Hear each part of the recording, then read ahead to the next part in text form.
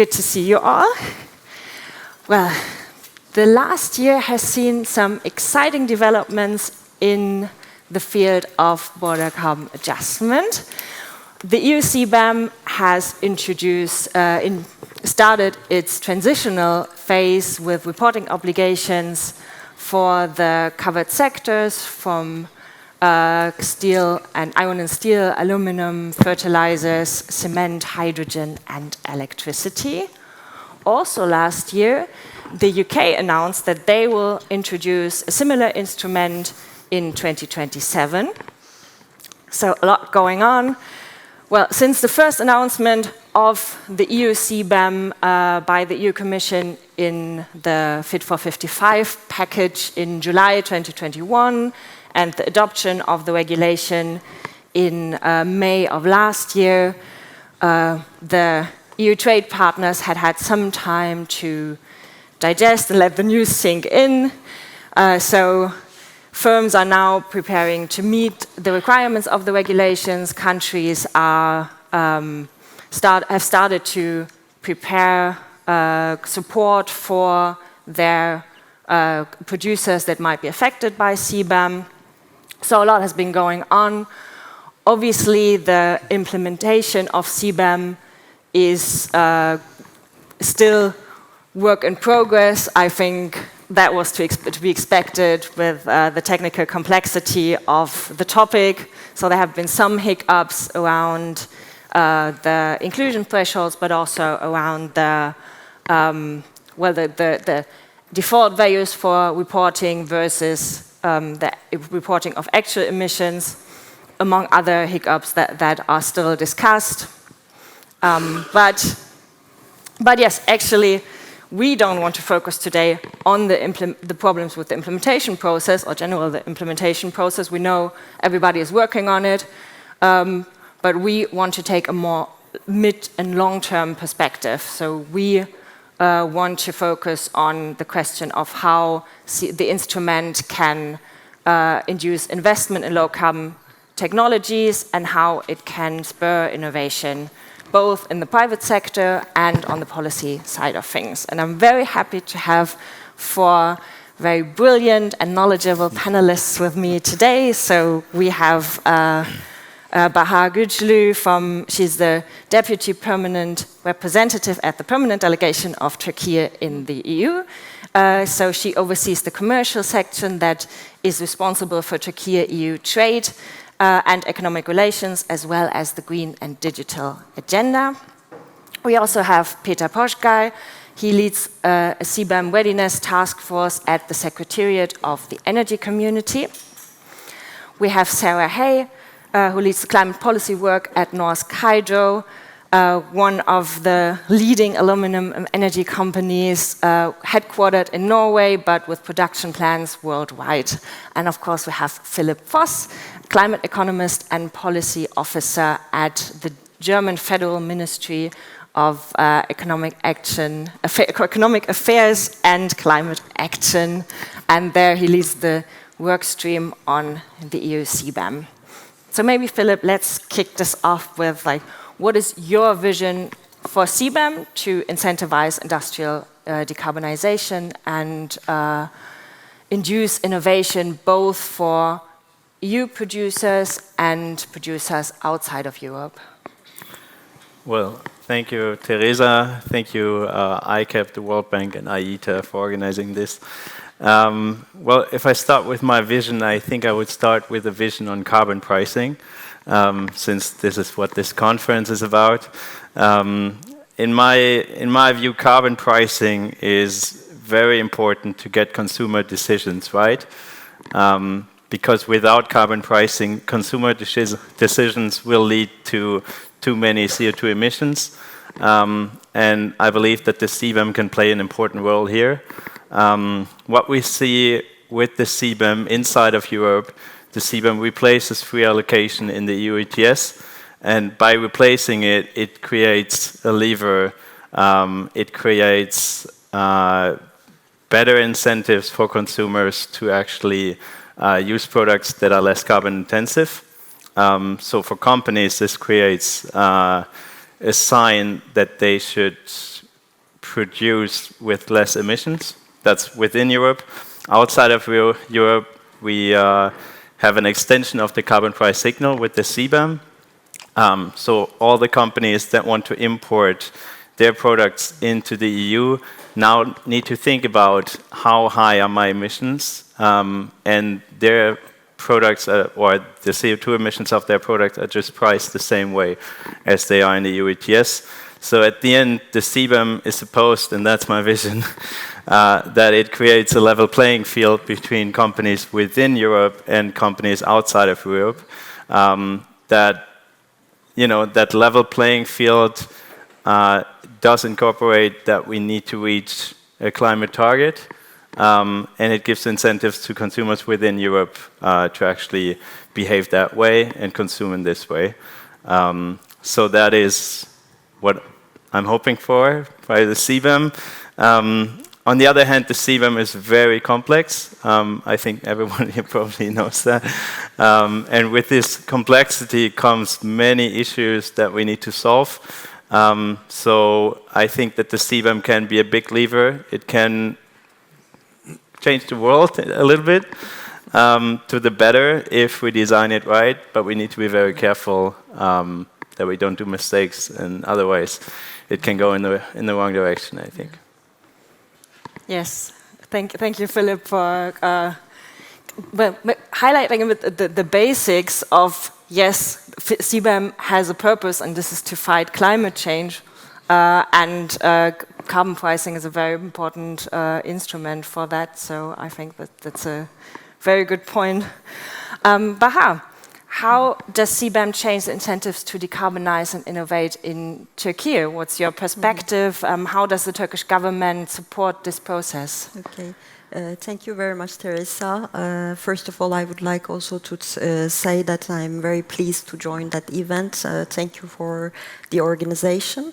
Of course, I need to first underline that in the context of the efforts of Turkey for fighting climate change, actually the European Green Deal has a particular importance. And of course, within that, also CBAM.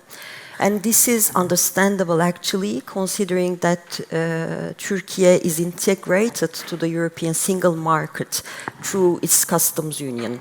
And here, for CBAM itself, our exportation in the past 3 years amounted to $11 billion for CBAM products.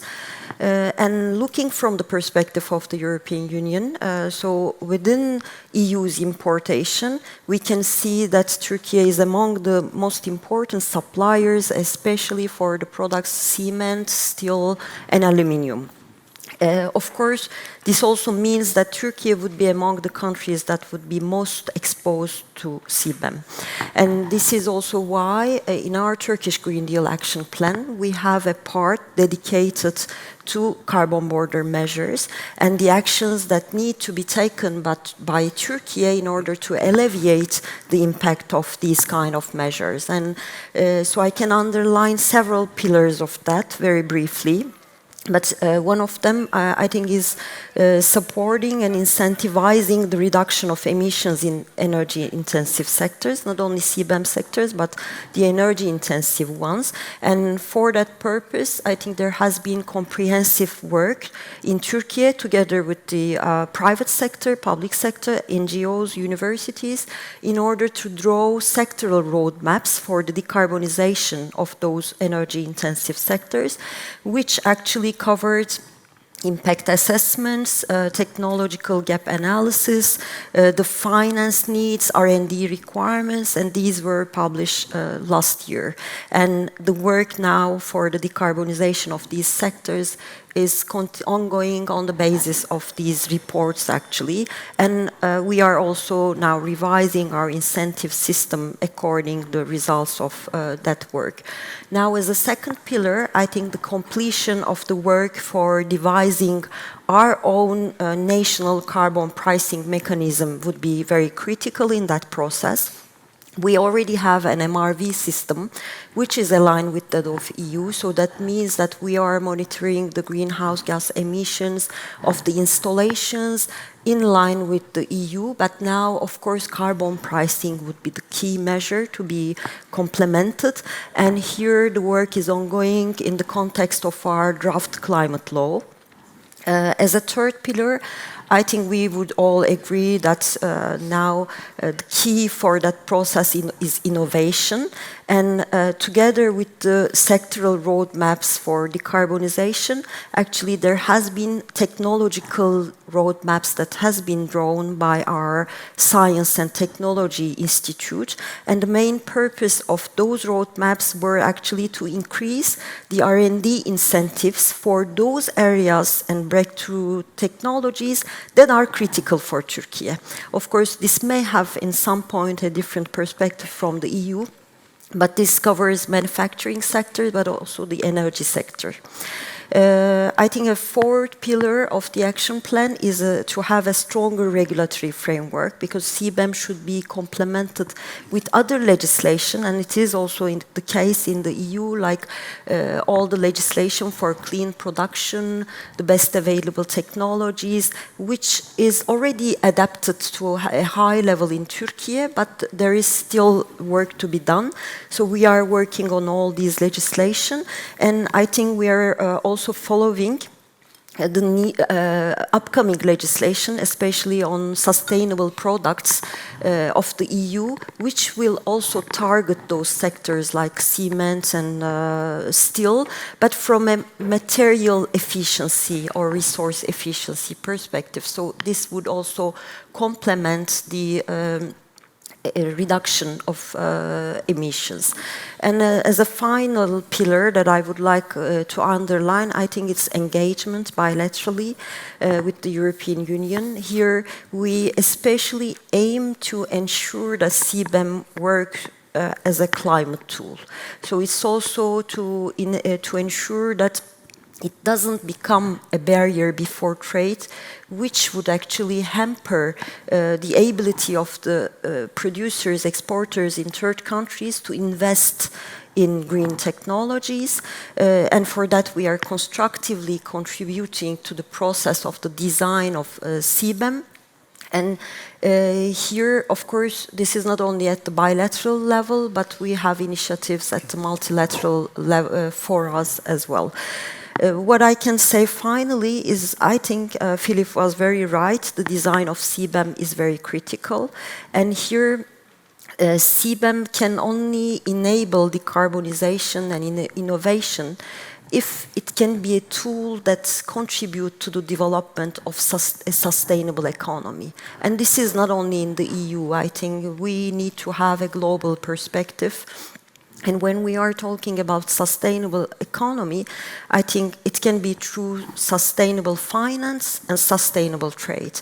And I think that currently there are impediments actually before that, and these need to be urgently addressed. I think for the sake of time I will stop there, but if we have time I would be happy to talk also more on those impediments. So. Thank you.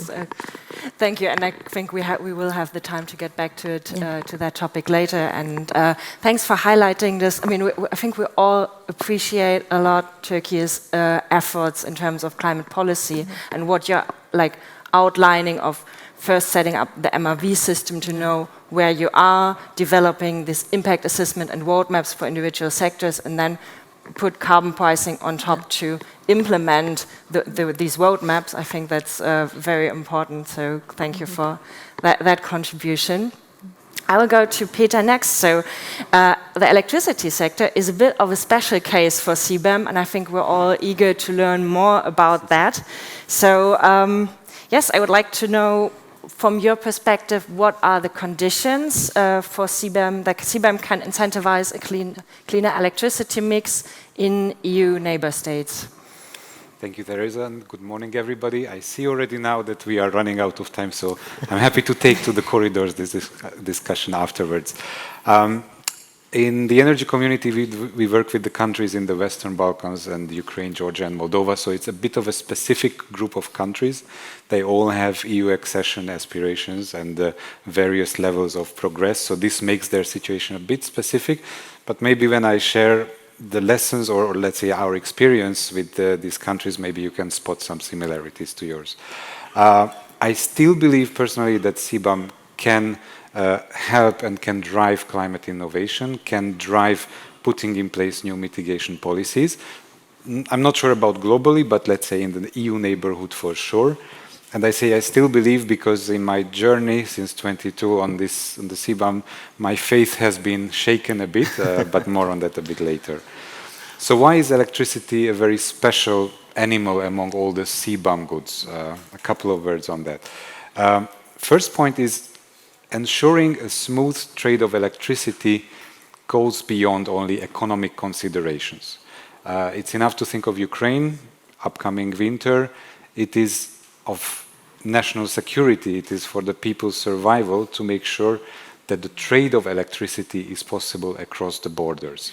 So in this sense, it's a much more vital product than cement or aluminium, sorry, or fertilizers. The second point is the unique technical characteristics of electricity. First of all, it's not always 100% under control how much is produced. I think here of renewables, which the producers of which, of course, use very refined estimations and predictions, but still you have electricity if the sun shines or the wind blows. There is also a dedicated infrastructure for electricity. You cannot shift your trade routes, really. You have to use the same system, the same transmission system. For now, you cannot really store it, even though this is a policy priority. Let's ramp up storage options. But for the time being, practically, the balancing of the system has to be there. It has the amount of electricity which is consumed, which is needed, has to be matched exactly with the amount that is produced. And that makes it a very specific product. You cannot just ship it to a warehouse and let it sit there for months. And the third point is a regulatory uniqueness, is the possibility to receive an exemption from CBAM. This is not possible to any of the other goods, but for electricity, the legislators made it possible that for those third countries whose electricity markets are deeply integrated in the EU electricity market, we call it market coupling, may ask for an exemption and have to fulfill additional obligations, additional conditions to get this exemption. So you have the precondition, you have to be coupled, and then you have to fulfill the additional obligations. I just highlight two of them. One, you have to commit to 2050 climate neutrality, and the other one, you have to put in place a cap and trade system, at least for electricity, from 2030. And CBAM, it's a bit of an angel and a demon in itself, because it gives the opportunity to these countries that they can really leapfrog to a very deeply integrated, both with the EU, both in energy and also in climate policy aspect. But if they do not get the exemption, then there is the, let's say, the penalty of rolling back also the advancements in the energy integration. So it's a bit of a double-edged sword. And what we see, I mean, when the CBAM regulation came out, of course, the first thought was, oh my God, this will bring in landslide changes. And it was visible that it's a very strict deadline to set up an ETS, 7-8 years. This is very difficult. We have seen in Turkey, you've been working on it for 10 plus years. We've seen in Ukraine also there through the World Bank projects. It's also almost 10 years. The work, the preparations for the famously quoted MRV and ETS. The other countries in the energy community, starting with the MRV now, it's extremely challenging, and we thought that this would really push them. Okay, let's ramp up everything. What we have seen after a year of being in force is that there is a lukewarm concern from the government side. The companies moved much faster. They realized that this will impact them, and they were crying for action. So what we see here is a slowly moving realization of the gravity and the depth of the impact. And we are working on some ways to tackle this on some sort of an ETS for these countries, but maybe more on that if we have more time. Thank you. Yes. Thank you, and thanks for also thanks for explaining the special case of electricity, but also for highlighting the very tight and challenging timelines under CBAM. And I guess, and maybe we can later get back to that. That CBAM, I mean, as has been the ETS when it was introduced, it must be an evolving instrument that should be adapting to, okay, what has been working, what is not working, what, like how can we make this work and not make it a barrier to trade. So thanks for highlighting that. Sarah, with production plans both in Europe and outside of Europe, it's interesting to see what is Norsk Hydro's strategic view on CBAM. Thanks, Teresa. So yeah, just to say it's a pleasure to be here today, and just to add on to what Teresa said at the start. So we, Norsk Hydro, in terms of what we're doing, for those not familiar with us, we're at the forefront of producing low-carbon aluminium, producing recycled aluminium based on renewable energy, and in response to Peter's comment that aluminium is important for the energy transition. It's in solar panels, it's in heat pumps, it's in EVs, it's in cables, etc. And we're on the critical raw materials list. So we focus a lot on the climate aspect, but also making sure that we are competitive, because aluminium is a globally traded commodity. So CBAM is very relevant for us. Also, from a Hydro perspective, we are in the EU, we're in the EU ETS, we're outside the ETS, we're in Norway, we're in the US, Brazil, Qatar, etc. So we come at CBAM from all angles. And we've been spending the last year, as well as completing the first reporting, really analysing together with an external consultant what this will mean for the aluminium market in the longer run. So we've been looking at 2035 after the full phase out of free allocation, the full phase in of CBAM. And our view is that we support putting a price on carbon, and we support CBAM provided it works as intended and it does not end up being a barrier to both competitiveness or climate impact. And Teresa, as you were just saying, it's important that CBAM evolves. We've been talking a lot about climate innovation the last couple of days, also today. CBAM is innovation in itself. It's climate policy innovation, and I really hope that the authorities that are shaping it in the EU and also say the UK and other countries where they're considering this, that really take that innovative trial and error approach, and when areas are found out to be not working as intended, that then we evolve and improve the mechanism. And I wanted to take the opportunity to highlight sort of two key issues that we see as examples from the aluminium industry, where CBAM, as it's currently designed, isn't going to work as intended. And the first one is in terms of too few products being in scope, in particular downstream products. In the aluminium sector, hardly any downstream products are included in CBAM. So that means, for example, a wheel, which isn't included in CBAM. It's made of 100% aluminium, and there's a choice of either producing it in Europe, where you have very high carbon costs, which are going to get even higher with the phase out of free allocation, or instead move production outside of Europe to somewhere with lower or no carbon costs, and instead import into the EU to the European customer CBAM free. So this is really encouraging, unfortunately, carbon leakage, which is meant to be what CBAM is protecting. And there's a real risk that, say, that wheel could be produced with emitting higher emissions than it would have done in Europe.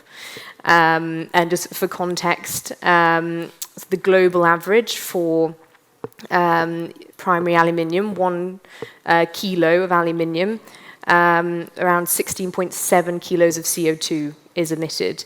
The European average is half of that, and our average, Hydro average, is a quarter and less of that. So the European produced aluminium really is at the forefront of the lower carbon transition.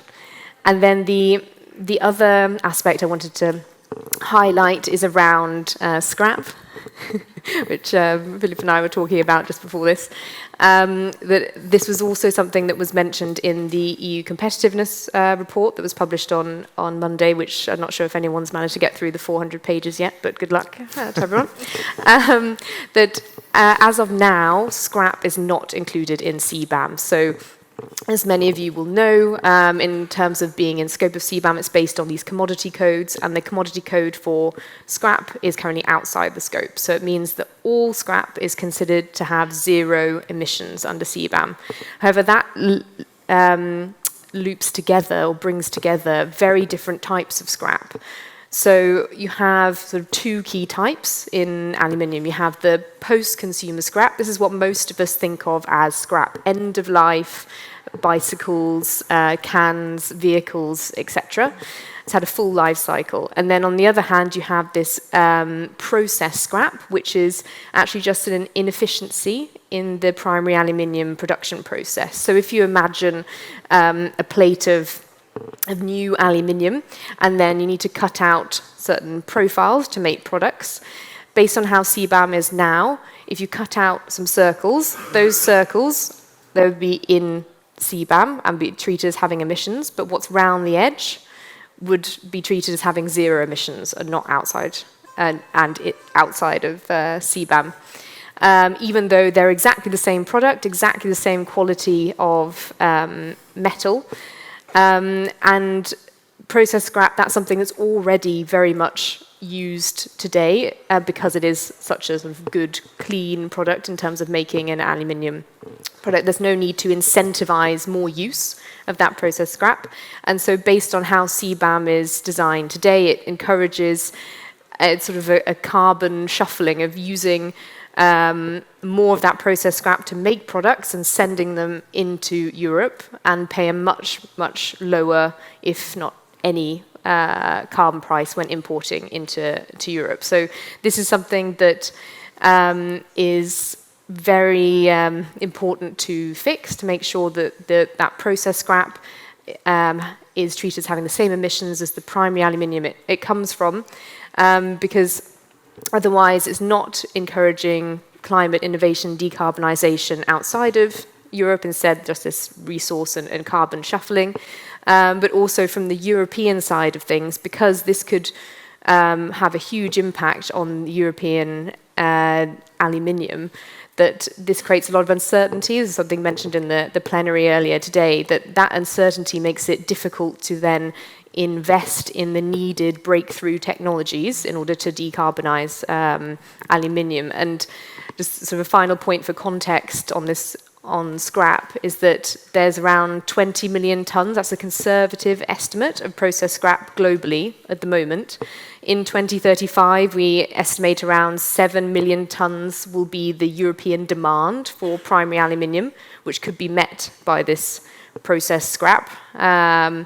And so that could effectively wipe out the European industry. So it's something that really needs to be fixed. Thank you, Sarah. I think that was very good to have like these two very concrete examples of, okay, how is the CBAM scope set right now, and how is the things that are outside, like the downstream products and the scrap might cause problems. And obviously the idea is for CBAM to include more sectors and products, but it has to start somewhere, I suppose.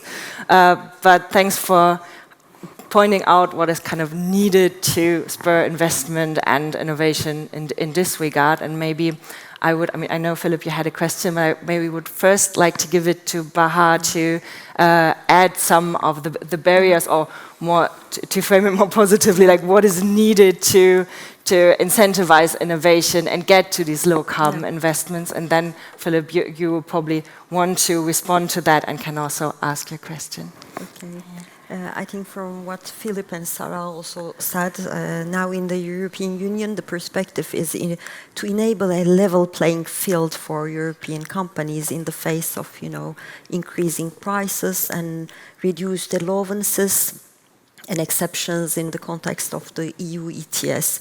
And I think there, the third country's perspective, and for Turkey, I think we are a country integrated already to the European Union highly through our customs union, also a candidate country. Here, the purpose is actually to also have a level playing field. So here, I can say that we see a lot of interest among our producers to invest in not only renewable energy, but to breakthrough technologies. But the most frequent question that we receive, and I think this relates to the investment component that I have just underlined, so investment and trade. On investment, it's what would be the price actually.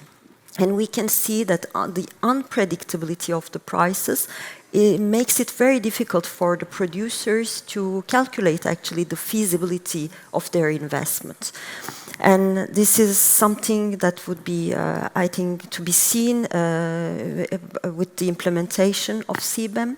But then I think in the investment, there is a component that maybe goes further or goes beyond CBAM itself, but climate finance is very important. We know already from several reports the huge gap for climate finance in especially developing countries and emerging countries.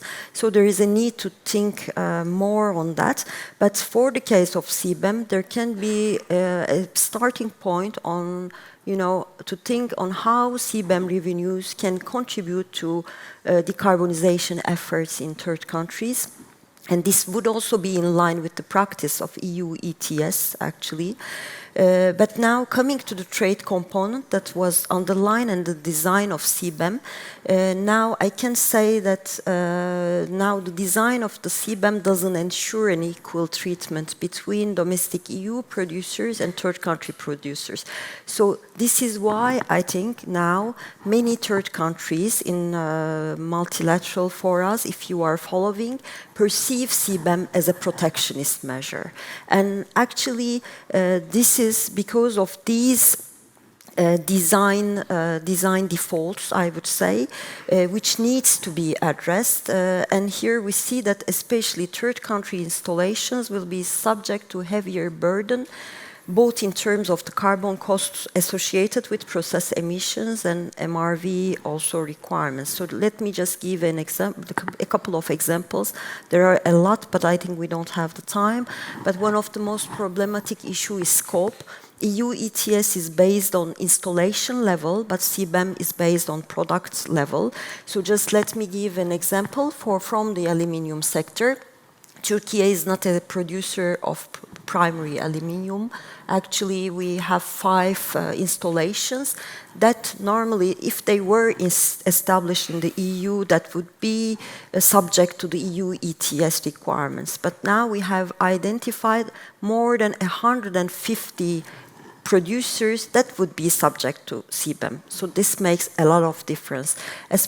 These 145 companies, if they were established in the European Union, they would not be subject to the EU ETS.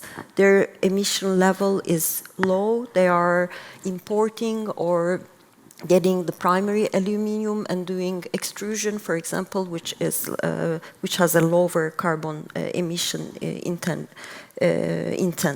And here another one, for example, there are advantages in the EU ETS, which allows companies to have windfall profits, as you know, for those best performing companies which invest to these breakthrough technologies. They have the possibility to sell the excess allowances, but this has not been provided to importers or exporters, and these actually are issues that can be addressed through the design of CBAM. We also have provided some proposals to the Commission on how to have a level playing field there. For the electricity, many of our producers have, for example, renewable energy investment already, but they are not on site. So this actually has not been accounted in the CBAM design, and expecting a company to have an on-site investment is not logical when you are talking about renewable energy, because if it is, for example, in the Black Sea region, you cannot expect them to have a solar energy investment in that region. But we are actually allowing and enabling them to have their investment in other sites and providing them through the grid and following it through blockchain. And this is also a proof that they are using their renewable energy. But these kind of issues actually have not been considered currently in the CBAM design, so they may have to pay for actually scope 2 emissions, although they are using renewable energy, because they cannot account for that in the context of the methodology of the CBAM. So I think we can give more examples. The steel sector is also quite important. Turkey produces 70% in electric arc furnaces, which actually emits 4 times less, and it can go up to 5 times less than blast furnaces. But you see in the EU, because the production is mainly from blast furnaces, there are different benchmarks for those 2 types production routes.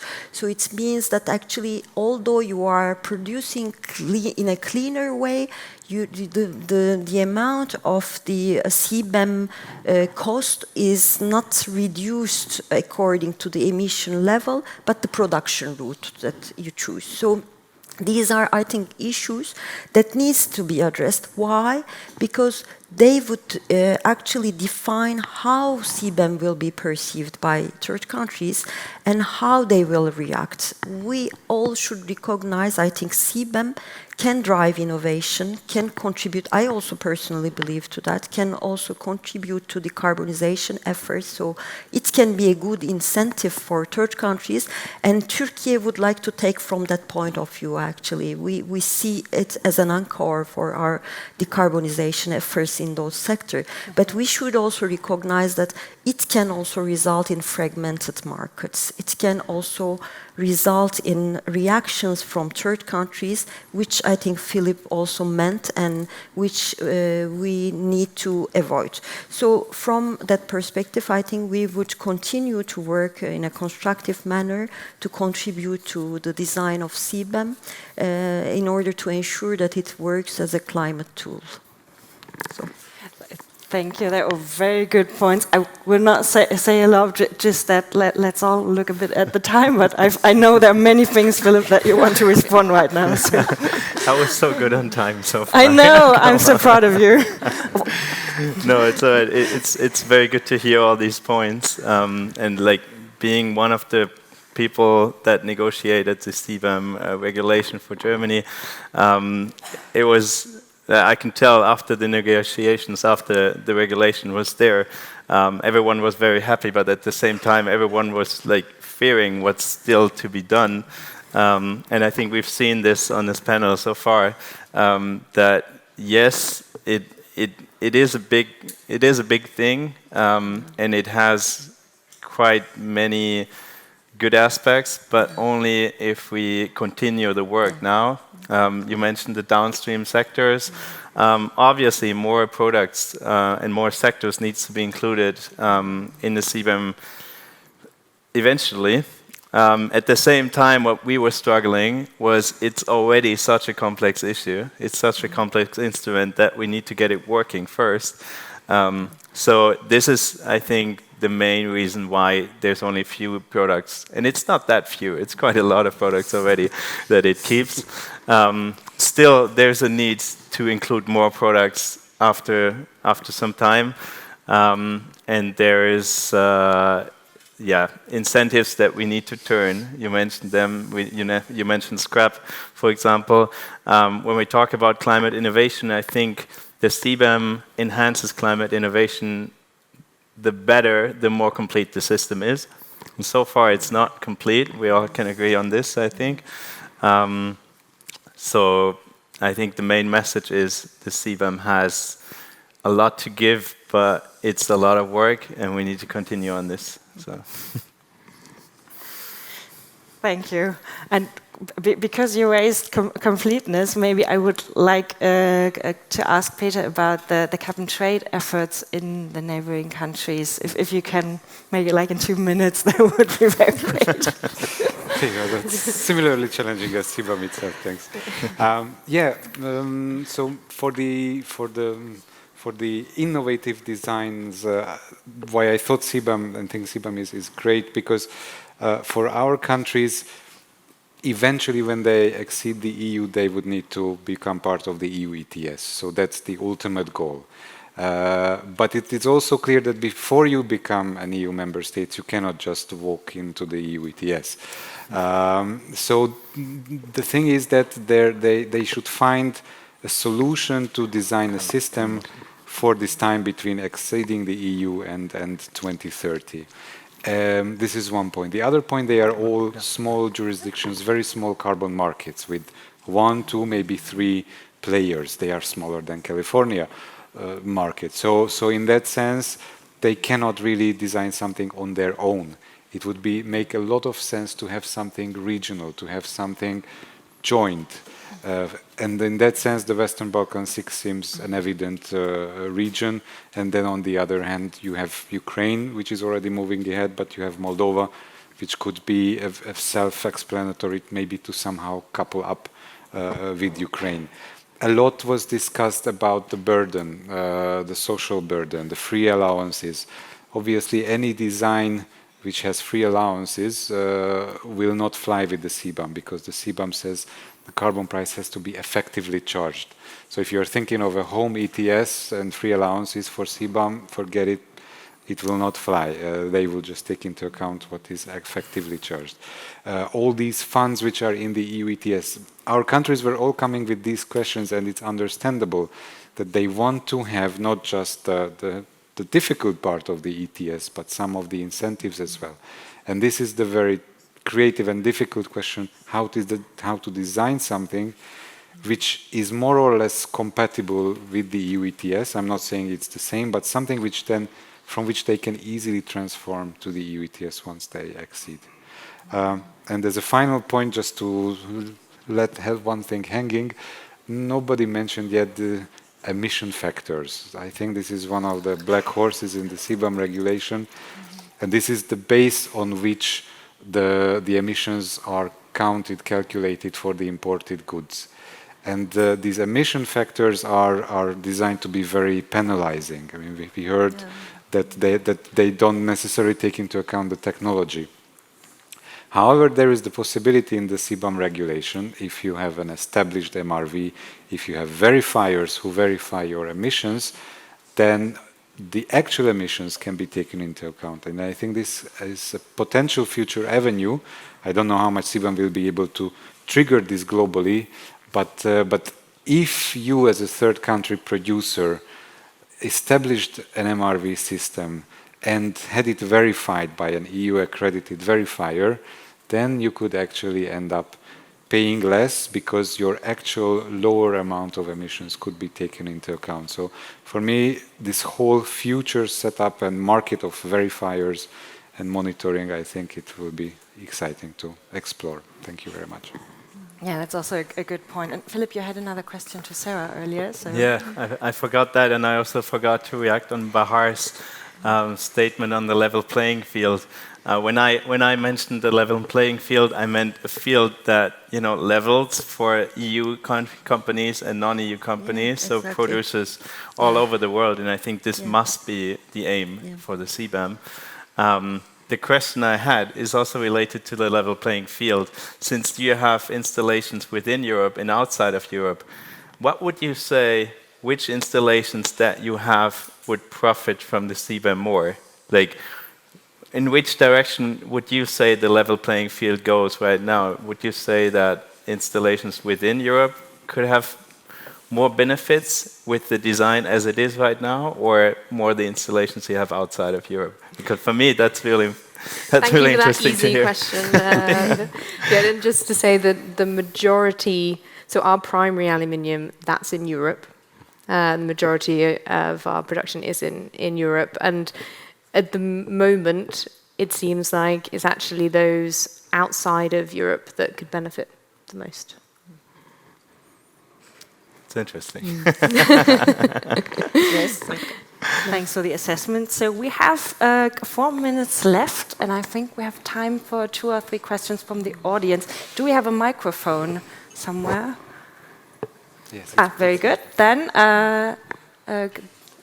here we have one raised hand, and then there's another one. So maybe, and then of course the lady there. So maybe let's go 1, 2, 3. And if you could introduce yourself, that would be great. So let's collect the 3 questions, and then we answer them. Great. Thank you very much. Is this better? You need to turn it on. Hello? Okay. Okay, I try to speak loud enough. So thanks a lot. This was very, very interesting. My name is Ulf Nalok. I'm here for the International Finance Corporation, and I'm also advising a lot of companies on the implementation of CBAM.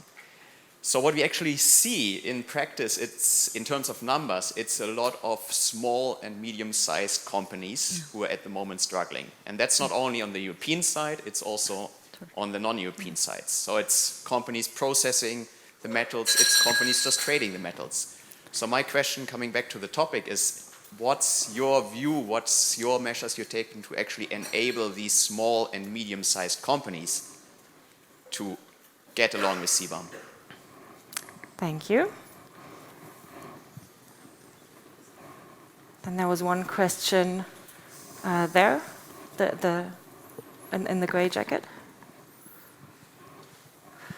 Yes, hello. Thank you for the good discussion. My name is Daniel from the European Energy Exchange. I have a question to Bahar. What is the actual status of the implementation of a trading scheme, emission trading scheme in Turkey at the moment? Thank you. Great. And the third one, the lady to, yes, there. Thank you so much for the great discussion. I really learned a lot. I'm Luria from London Stock Exchange Group. I love the idea of the innovation. And my question is really about the solution, because as you also mentioned, like Turkey and other emerging economies are dealing with the real timeline. And now the current solution is the CBAM certificates purchasing, which is linked to the EU ETS price directly. However, I think from my understanding, the design of the certificate is non-transferable, so that also is the key thing why we get more efficient and we can't sell or like the allowances. And however, from my solution side, I was interested in how the MDBs, like the banks, could be in this field, because if like we want to buy allowances or we are on the progress of design and ETS, could we have something like a fund where we could like for the emerging economies to pre-purchase this certificates? And another thing is from Saras. I really loved the thing that you shared, which I really didn't know. Can you tell me more about the Middle East side that you did not mention on the aluminum CBAM part? It will be really interesting. Thank you. Thank you. Maybe let's start with the status of the Turkish ETS. That's the most straightforward one. Exactly. We have drawn our draft climate law, which is now in our National Assembly. And because this has, financial aspects, we need to pass a law from our National Assembly. And I think once it is approved, we are ready to set up the system with a pilot one. So the work also on the pilot one continues. We are also working with the relevant sectors for preparing them to apply an emission trading system.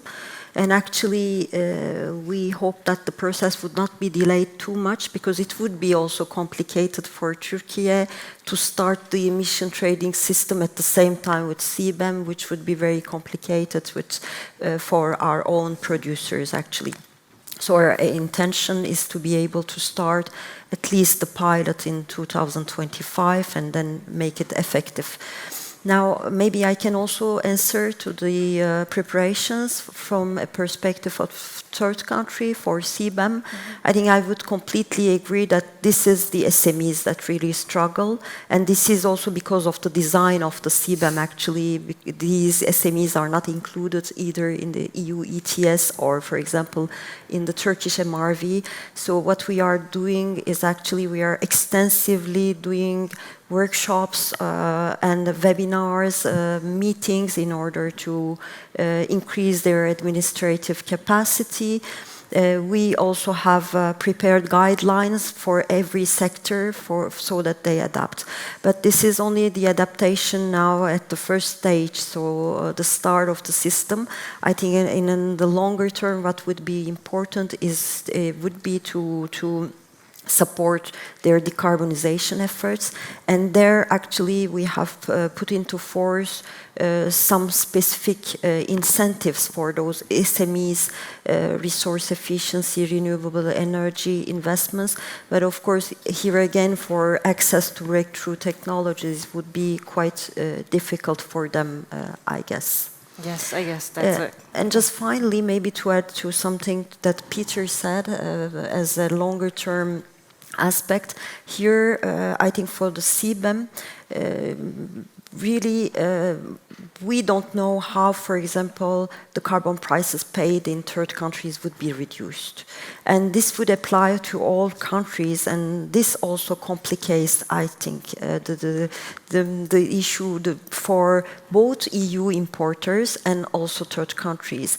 And maybe a work to trying to integrate all these systems in the medium to long term can be also something that ease actually the flow of trade.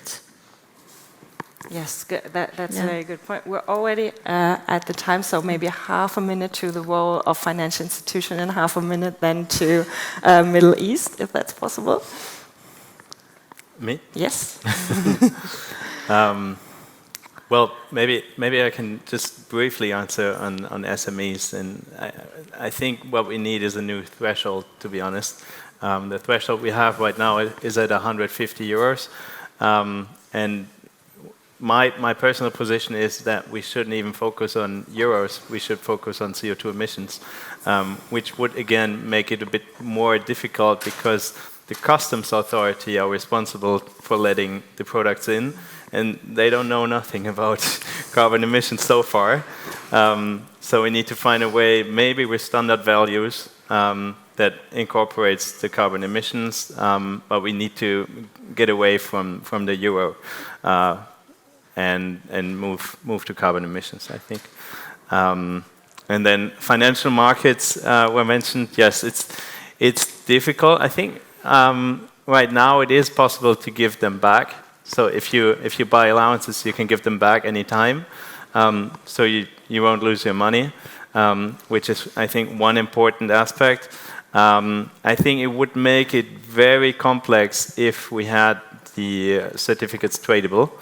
I think it might be an issue that is opened for the future, but I don't think, since you can give the certificates back, I don't think it's the big problem for most of the importers. So I think for now it should be okay, and in the future we can make it more complicated, yes. Which we will anyway. Good.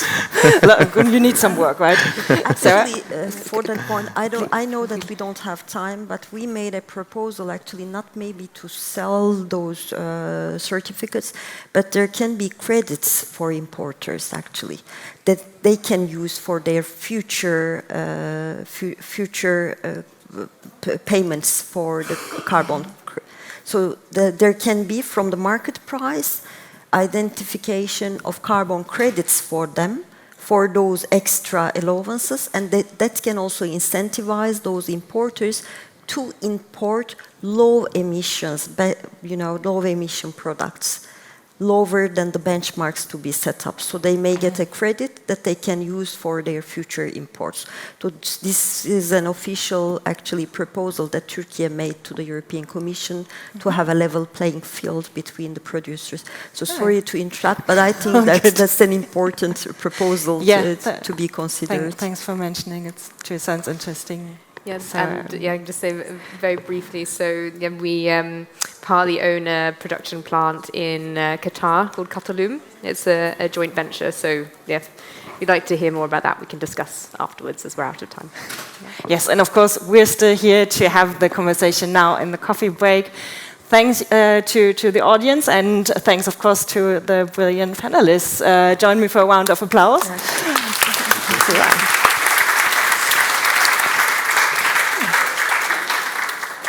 Thank you.